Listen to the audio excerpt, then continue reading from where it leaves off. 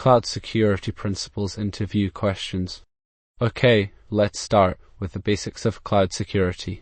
Simply put, it's all about protecting everything you have stored and running in the cloud, your data, your applications, your servers, basically anything that lives up there. It's not just one thing though. You need to think of a layered approach.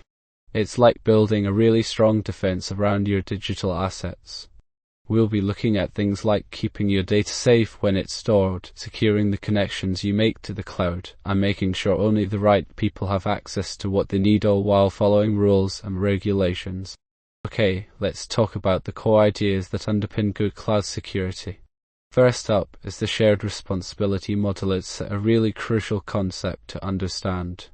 Your cloud provider handles the security of the infrastructure itself, like keeping the servers safe and running smoothly. But you're responsible for everything happening and the cloud, essentially your data, applications, and access controls. Next, we have least privilege, meaning give people and systems only the absolute minimum permissions they need to do their jobs, no more, no less. Then there's defense in depth, which is all about layering multiple security measures so that if one fails, others are there to catch it. Zero trust is a more modern approach, requiring verification for every access request. And finally, data minimization. Only collect and keep the data you genuinely need. Less data, less risk, period. Remember, these principles aren't isolated. They work together to build a strong security posture. Okay, let's talk about a really important concept for cloud security interviews, the shared responsibility model. Basically, it means that keeping your data and apps safe in the cloud isn't just your job. Your cloud provider like AWS or Azure handles the security of the underlying infrastructure itself, things like their servers and networks. But you, as the customer, are responsible for securing what actually lives within the cloud, your data, your applications, and how they're used. Think of it like a house. The landlord makes sure the building is secure, but you need to lock your doors and windows. Okay, let's talk about how encryption works when your data is stored in the cloud. Basically, it's like turning your information into a secret code that only you and authorized people can decipher. There are two main times this happens: when your data is at rest, meaning it's just sitting on servers, and when it's in transit, moving between devices and the cloud. Cloud providers use strong algorithms like AES to protect your data while it's stored, and protocols like TLS/SSL create a secure tunnel for information traveling through the internet. But remember, encryption is only as good as its key management. You need a safe way to store and control those keys, whether you manage them yourself or let the provider do it. Okay, let's talk about how we protect our data in the cloud. One really important distinction is between data at rest and data in transit. Think of data at rest like a file sitting on your computer. It's stored permanently. It's safe as long as you keep that computer secure. But because it's physically stored somewhere, it could be vulnerable to things like theft or unauthorized access. We protect it with strong encryption and strict controls over who can see it. Now, data in transit is anything moving across a network. Imagine sending an email or uploading a file. It's much more susceptible to being intercepted along the way. That's why we use protocols like TLS/SSL to encrypt that data so that it's scrambled and unreadable if someone tries to snoop. It's a really common question in interviews, so understanding this difference is key. Okay, let's talk about identity and access management, or IAM, in the cloud. It's absolutely fundamental to keeping your data safe. The main idea is to follow the principle of least privilege. Give people and applications only what they need to do their job, nothing more. We often use role-based access control, which means creating predefined roles that bundle permissions together. Think developer or data analyst. Don't forget MFA. It's a must for everyone, especially those with higher privileges. For applications themselves, use service accounts and managed identities instead of hard-coding credentials. And finally, regularly check your policies and roles to make sure they are still correct, and up-to-date audits are key. Okay, let's talk about multi-factor authentication, or MFA. Think of it as adding a really solid extra lock to your digital doors. Because passwords alone aren't enough these days, MFA adds that crucial second step, making it much harder for hackers to get in even if they manage to steal your password. We want to make sure everyone not just admins, is using MFA whenever possible. It's great to use different methods to things like authenticator apps on your phone are often better than just relying on text messages. And remember, MFA isn't a magic fix, it's one part of a bigger plan that includes good passwords and staying aware of security threats. Okay, let's talk about securing those API. They're a really important piece of any cloud application. Think of them as the gateways to all your data and services. The first thing we need to focus on is strong authentication and authorization. We're not just letting anyone in, we want to ensure only authorized users can access specific resources. Rate limiting is also key, preventing attackers from overwhelming your API with requests. And remember, always validate everything that comes *** to the API to stop things like SQL injection or cross-site scripting. Using an API gateway helps manage all of these security concerns efficiently. Finally, constant monitoring and auditing are critical for catching any unusual activity. Okay, let's talk about network segmentation. Imagine your cloud environment as a huge building. You wouldn't want everyone having access to every room, would you? Network segmentation is all about dividing that building into smaller, more secure zones. It's like creating separate little networks within your overall setup. There are different ways to do this, from very fine-grained micro-segmentation down to simpler methods like VLANs and subnets. The main point is that it limits the damage. If one area gets compromised, an attacker can't just waltz through everything. It also lets you apply specific security rules where they're needed most, keeping sensitive data and applications safe. Okay, let's talk about securing your cloud resources. A big part of that is understanding how to manage security groups and firewall rules, essentially, the digital bouncers at the door. Security groups are like stateful gatekeepers, inspecting all traffic coming in and out of an individual instance.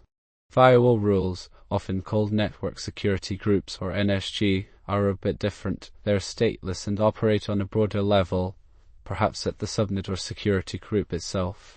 It's super important to follow the principle of least privilege, only allow what you absolutely need. A good starting point is always deny all by default, and then specifically open up the ports that are required. Okay, let's talk about VPC. Basically, when you're using a cloud provider like AWS or Azure, they have a huge network of servers.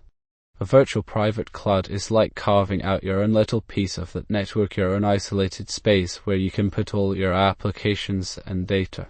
It gives you much more control over security and how things are configured compared to just using the public cloud directly. Think of it as renting an entire floor in a building rather than sharing an open hallway. Okay, let's talk about how you keep an eye on what's going on in the cloud, specifically monitoring and logging. It's like having a really detailed security camera system for your entire environment. You want to collect logs from everywhere, all your VM, your databases, your storage buckets, everything. Then, you need a place to put them all together. Usually a centralized log management tool, often a SIEM, which helps you sift through the data and spot anything unusual. It's also important to know how long you need to keep those logs. Regulations and investigations both have retention requirements, so don't just hoard everything forever. Real-time monitoring is key, so you get alerts as soon as something potentially bad happens. Finally, think about log levels. Too much detail can slow things down, but not enough detail means you might miss important clues. Okay, let's talk about cloud compliance. It's a really important concept for any organization using the cloud. Essentially, it means making sure you're meeting all the legal requirements, industry standards, and your own internal policies when storing and handling data in the cloud. Think of it like building codes for the digital world, ensuring everything is up to par. There are several key frameworks that organizations often need to comply with, things like ISO 27001, which focuses on overall information security management, SOC 2 for service controls, HIPAA if you're dealing with health data, PCI DSS for payment card information, and GDPR if you're handling European citizen data. Now, how is this actually enforced? Well, cloud providers regularly undergo audits to get certifications like SOC 2, and they also operate under a shared responsibility model, meaning that while the provider secures the underlying infrastructure, you are responsible for securing what you put in your applications, your data access controls, all of that. They provide reports about their compliance efforts, offer automated monitoring tools, and generally make it easier to demonstrate adherence to these various standards. Okay, so let's talk about Cloud Workload Protection, or CWP for short. It's a really important concept when it comes to securing your cloud environment. Think of it as an extra layer of defense that works inside your cloud, not just at the edges. Instead of guarding the perimeter like a traditional firewall, CWP constantly monitors workloads, things like virtual machines and containers looking for suspicious activity. It checks for things like malicious code trying to run, vulnerabilities in those workloads, and even compares them against known threats. Basically, it's continuously protecting your applications and data as they're running. Okay, let's talk about securing cloud storage, specifically AWS S3 and Azure Blob Storage. The most important thing to remember is the principle of least privilege. Only give your applications access to what they absolutely need. We'll start with access control, making sure we're using roles or service principals instead of hard-coding credentials. Next up, encryption. It's vital to encrypt data both when it's moving and when it's sitting at rest. Utilize server-side encryption within S3 and Azure Blob Storage, ideally leveraging KMS-managed keys for better control. Then we need to define clear boundaries using bucket policies in AWS or container access policies in Azure. Versioning is a huge plus. It protects you from accidental data loss. Finally, don't forget about monitoring and auditing your storage services regularly. Look for anything out of the ordinary. Okay, so let's talk about what we need to be thinking about when it comes to security in the cloud. There are a lot of potential risks out there, things like data breaches where sensitive information could get exposed, and compliance issues if you are not following regulations like GDPR or HIPAA. Account hijacking is another big concern. Think about phishing scams and weak passwords. Then we have DDoS attacks that can take down your services, and often the biggest culprit is simply a misconfigured setting somewhere. Finally, remember that relying solely on one cloud provider can create its own set of problems, so it's important to consider supply chain risks as well. Okay, let's talk about how you'd handle a security incident in the cloud. It's more than just fixing a bug. First, you need to quickly spot something suspicious using tools like your security information and event management system or monitoring services. Once alerted, you immediately focus on containing the damage, like isolating affected servers or accounts. Then, you work to eliminate the root cause, patching vulnerabilities or resetting passwords. After that, it's about getting things back up and running, restoring data and systems. Finally, don't forget the crucial post-incident phase, analyzing what happened, learning from your mistakes, updating policies, and improving your defenses for next time. And always document everything. Okay, so let's talk about security patches and updates in the cloud. Think of your cloud services as constantly growing and changing, and with that comes new potential vulnerabilities. Patches are basically fixes for those problems, often released before attackers can even exploit them. They shrink down the attack surface, making it harder for bad guys to get in. Plus, many regulations actually require you to keep things updated. It's not just about security though. Updates can also improve performance and stability. The key is to have a good system in place for finding, testing, and deploying patches quickly and efficiently. Keep an eye on your cloud provider's security blogs. They often announce important updates. Okay, let's talk about securing those containers in the cloud. They're becoming increasingly popular, but also present a unique set of security challenges.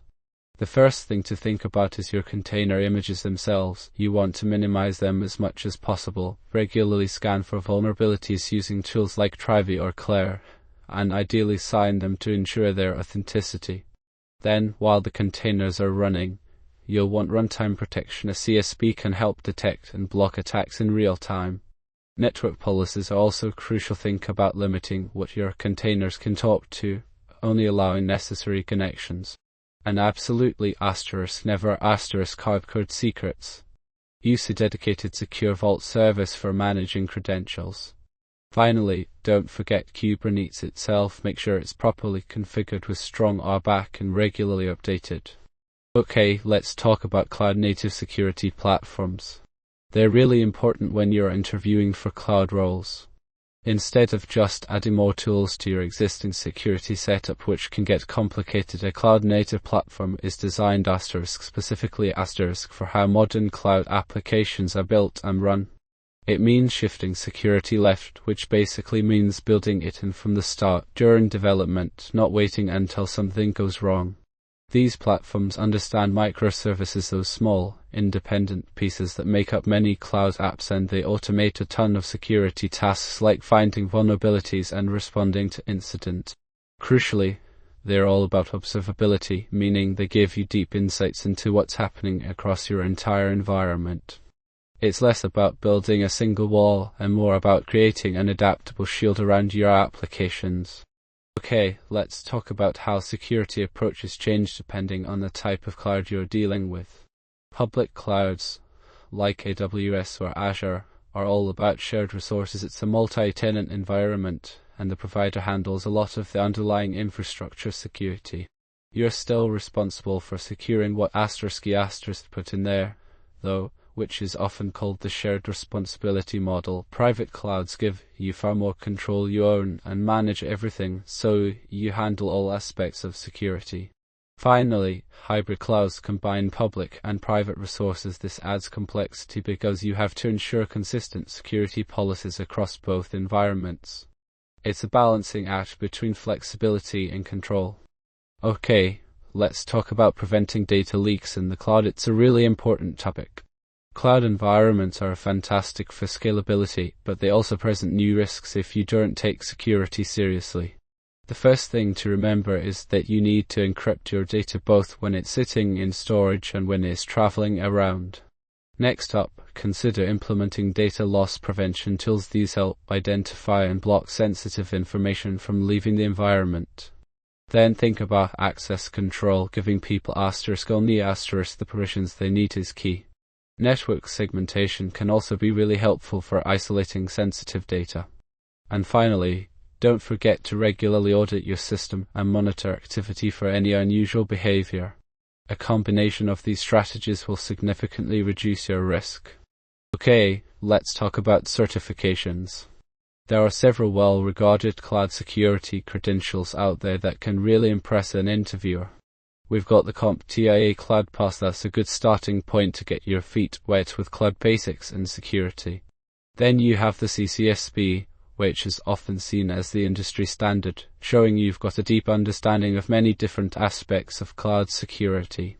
And if you're specifically focused on AWS, the Solutions Architect Professional certification is fantastic. Similarly for Azure and Google Cloud, each has their own professional level certifications that demonstrate expertise in those platforms.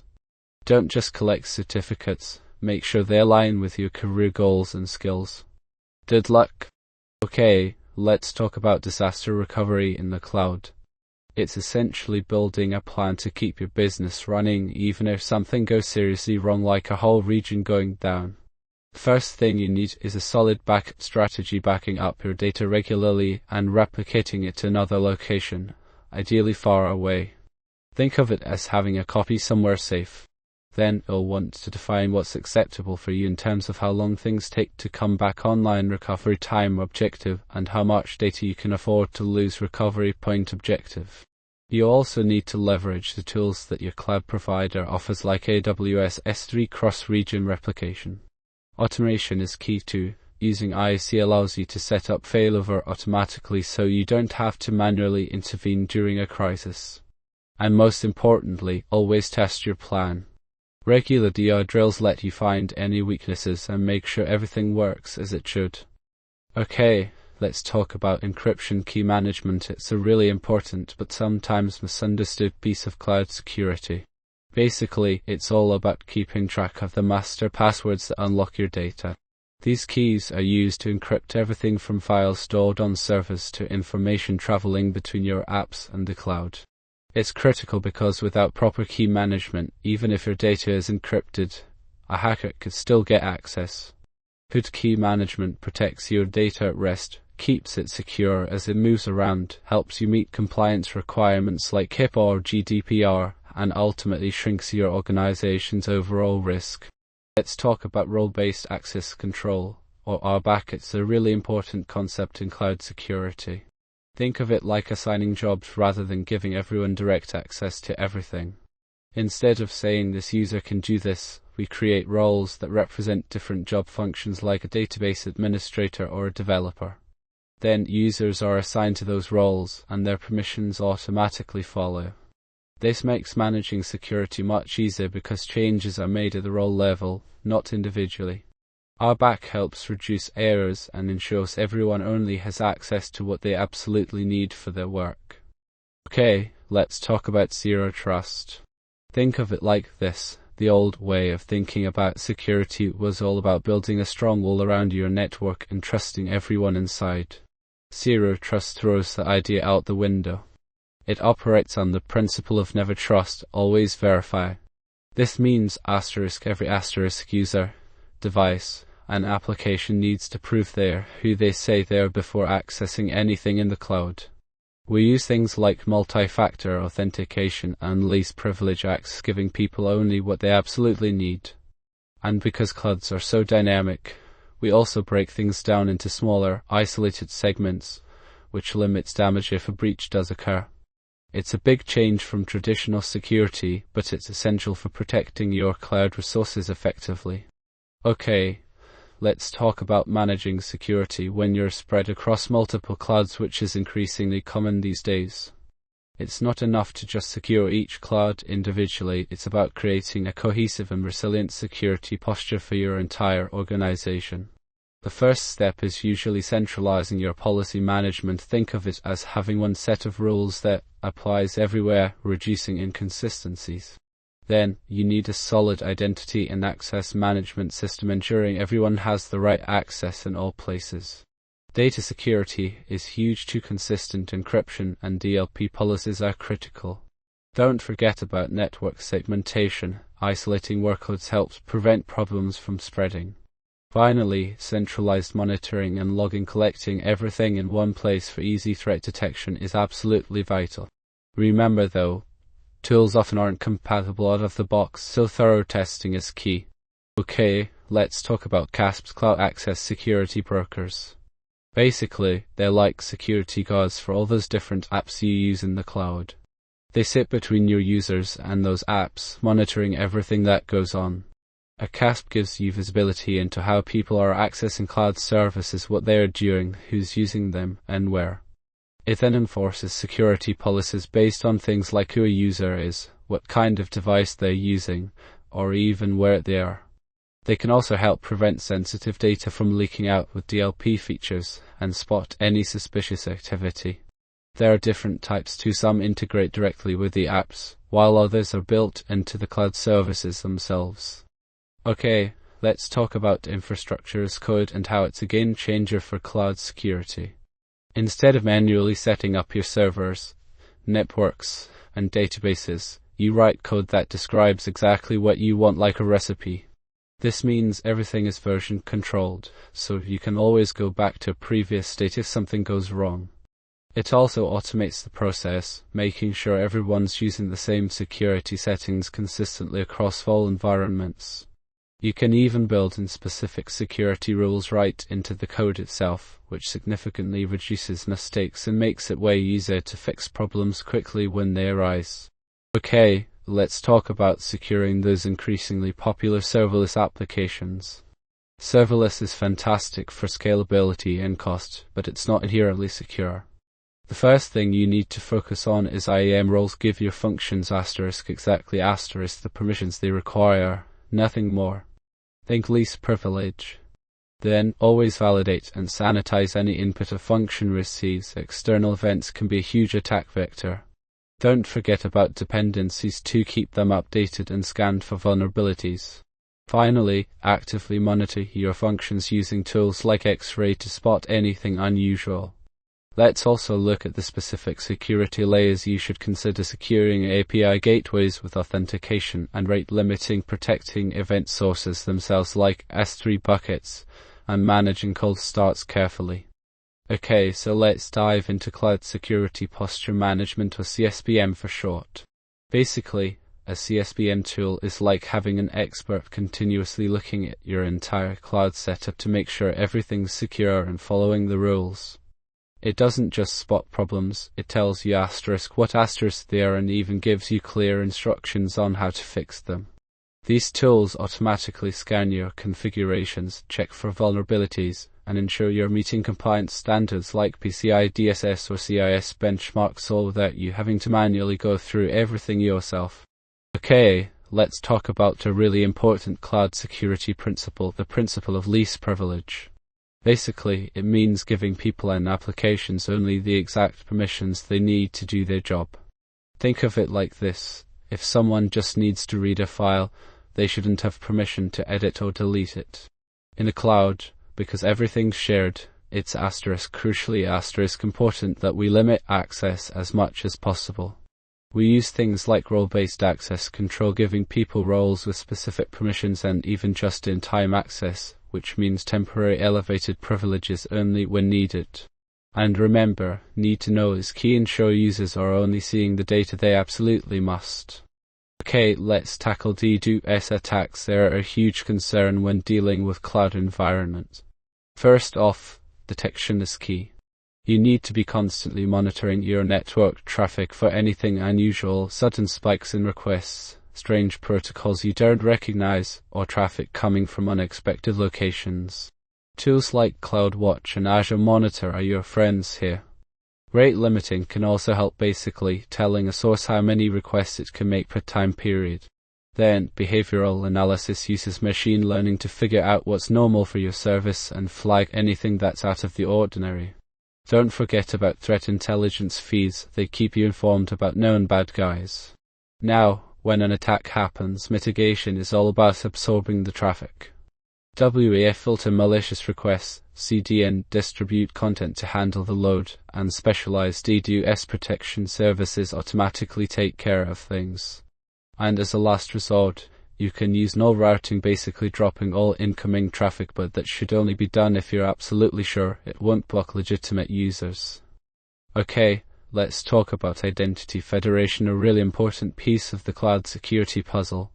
Basically, it's all about making looking into different cloud services as easy as possible for your users. Instead of having a separate password and account for every single application, you can use your existing credentials from an identity provider like Okta or Azure AD. It's kind of like how you can log into Google with the same username and password across Gmail, YouTube, and Drive. This establishes trust between the IDP, which verifies who a user is, and the cloud providers, making things more secure by centralizing authentication and reducing the chance of people forgetting passwords. Okay, let's talk about how different cloud models impact your security responsibilities. When we're talking about SaaS like Salesforce or Google Workspace, the primary responsibility for securing the infrastructure and application falls to the provider. However, you, as the customer, are still responsible for things like user access control and ensuring that your data is handled securely. Then there's PaaS, which means Platform as a Service. In this model, the cloud provider handles the underlying infrastructure and runtime environment, but you take on more responsibility for securing your application code and any data stored within it. Finally, with iOS infrastructure as a service like AWS or Azure Virtual Machines, you're largely responsible for everything from the operating system up, including patching and security configurations. It's important to understand the shared responsibility model during an interview. Always ask how a provider manages their security and what specific controls they have in place. Okay, let's dive into how we ensure our cloud services aren't giving out more access than they should. The first thing is to get really good at logging. Think of it like a detailed record book of everything that happens in your cloud environment. We want to capture every action, from who changed what and when. Then, it's important to schedule regular reviews of our IAM policies, roles, and service accounts, not just when something breaks. And most importantly, we need to follow the principle of least privilege, giving users only the permissions they absolutely require for their job. Tools like automated scanners can really help us catch any unused or overly broad access that might be lurking around. Okay, let's talk about continuous security monitoring in the cloud. It's a really crucial concept for any serious cloud security strategy. Basically, CSM isn't just a once-a-month scan. It's an ongoing process of keeping a close eye on your entire infrastructure. It involves pulling logs from everywhere: your virtual machines, containers, applications, even your network devices, and feeding them into a system that can analyze for anything suspicious. Think of it like having a security guard who's always watching, using tools like scene systems to spot threats, incorporating threat intelligence feeds to know about the latest vulnerabilities, and looking for unusual behavior. It's all about being proactive so you can react swiftly when something goes wrong, demonstrate compliance, and just generally improve your overall cloud defenses. Okay, let's talk about keeping your cloud applications safe, specifically how we handle the super sensitive secrets like passwords and API keys. The best way to do this is usually by using a dedicated secrets management service, like AWS Secrets Manager or Azure Key Vault. These services are built for security and offer strong encryption, access controls, and logging. Always follow the principle of least privilege. Give your applications only what they absolutely need. Regularly rotating those credentials is also really important. Think of it as changing the locks on your vault frequently to minimize risk if something goes wrong. And most crucially, never, ever hardcode secrets directly into your code or infrastructure scripts. That's a huge security vulnerability. Okay, so let's dive into endpoint security. It's super important when we talk about protecting cloud resources. Basically, it's all about securing the devices that users are using to get to those resources, like their laptops and phones. Think of it as building a wall around each individual device. Because the cloud is so distributed, with people working from everywhere, it's become a bigger target for hackers. Endpoint security tools like EDR, which basically watch what's happening on your devices, are vital, along with things like mobile device management to make sure everyone is following the rules and protecting sensitive data. Okay, let's talk about staying compliant with data protection rules when you're using the cloud. It can feel overwhelming, but there are some really good strategies to follow.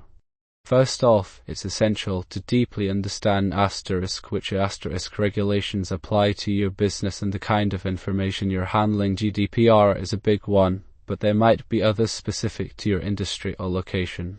Next, check out what compliance certifications your cloud provider has. This gives you some confidence in their security setup. Then think carefully about where your data actually lies. Regulations often dictate that it needs to stay within certain geographic boundaries. Encryption, both when the data is stored and during transit, is a must-have. And of course, controlling who gets access with strong IAM policies is absolutely critical. Finally, don't forget regular audits and assessments to make sure everything's still working as planned. Okay, let's talk about securing your code when building cloud-native applications.